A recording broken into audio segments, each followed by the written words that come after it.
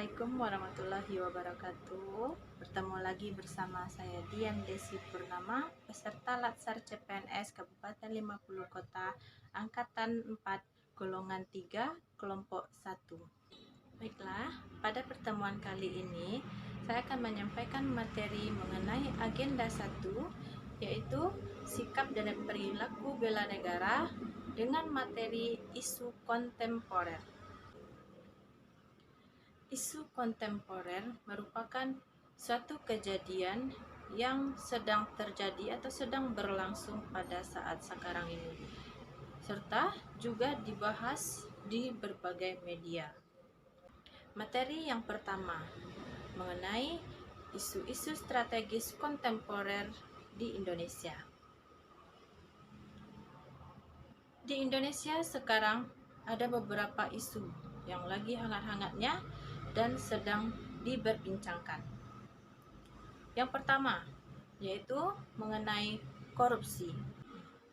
Sejarah korupsi di Indonesia terjadi dalam dua fase. Yang pertama yaitu fase pra-kemerdekaan, yaitu pada saat penjajahan. Terus yang kedua fase kemerdekaan dan yang terjadi saat sekarang ini. Munculnya budaya korupsi dari zaman penjajahan sampai sekarang ini merupakan suatu warisan kejahatan.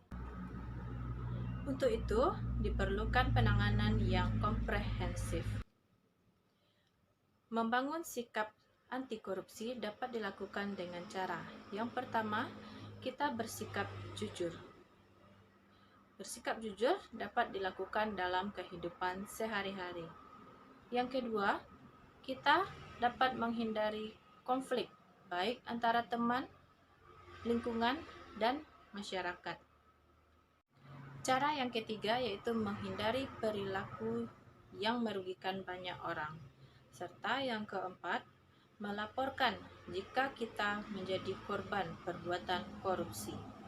Isu kontemporer yang kedua yang terjadi di Indonesia saat sekarang ini yaitu narkoba. Narkoba merupakan zat yang terbuat dari bahan tanaman atau bukan tanaman yang menyebabkan kehilangan kesadaran, ketergantungan, dan juga terbagi dari beberapa golongan. Dari bahayanya penyalahgunaan narkoba, kita sebagai ASN, khususnya PNS, dapat bersumbangsi untuk mencegah terjadinya tindak pidana narkoba. Isu strategis kontemporer yang ketiga yaitu mengenai mass communication. Di Indonesia akhir-akhir ini sangat marak mengenai mass communication, yaitu salah satunya hoax. Maraknya kasus hoax yang terjadi di Indonesia dikarenakan oleh penyebaran informasi yang tidak dapat dipertanggungjawabkan. Nah, pelaku hoax terbagi atas dua, yaitu pelaku yang aktif dan pelaku pasif. Nah, lalu bagaimana cara ASN dalam menghadapi isu-isu dan perubahan tersebut? Cara ASN dalam menghadapi perubahan dan isu-isu tersebut yang pertama dengan modal insani. Adapun modal insani meliputi yang pertama yaitu dengan modal intelektual, yang kedua dengan modal emosional, yang ketiga yaitu modal sosial, yang keempat modal ketabahan, yang kelima modal etika dan moral, serta yang keenam yaitu modal kesehatan. Materi kita yang terakhir yaitu teknik menepis isu dengan cara USG. Yang pertama yaitu urgency, yaitu seberapa mendesak isu tersebut harus kita bahas. Yang kedua yaitu dengan cara seriousness, yaitu seberapa serius isu itu harus kita bahas dan selesaikan. Dan yang ketiga yaitu growth, yaitu seberapa memburukkah jika isu tersebut tidak kita ditindaklanjuti. Berikut contoh teknik menapis isu dengan isu yang ada di sekolah saya. Berikut identifikasi isu yang muncul di UPTD SDN 06 Taram. Penetapan isu.